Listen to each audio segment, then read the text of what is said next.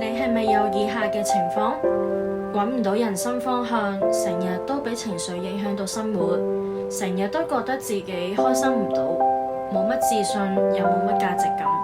唔知道點樣可以愛自己，甚至最近有感情、人際、工作、財富唔同方面等等嘅問題或者煩惱。以上講過嘅嘢，其實阿比喺未接觸身心靈之前，全部都經歷過。直到我接觸咗 IET， 喺我學習嘅過程入邊，改變咗我好多。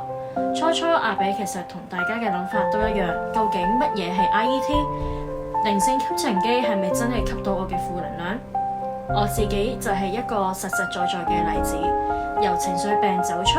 慢慢揾到自己嘅價值，對自己多咗信心，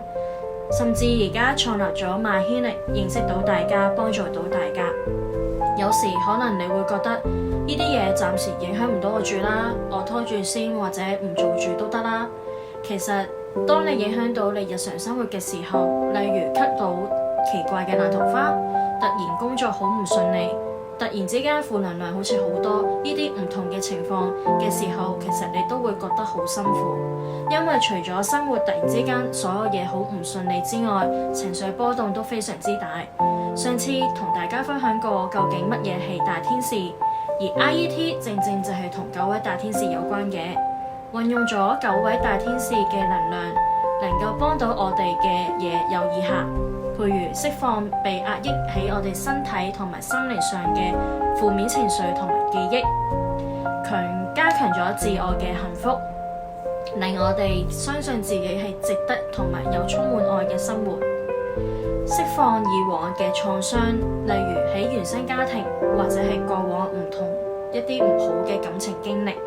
解放自己內心深處嘅你，幫你慢慢揾翻自我，幫你改變一啲唔好嘅習慣，例如酒精，釋放佢哋帶俾你嘅一啲嘅負能量。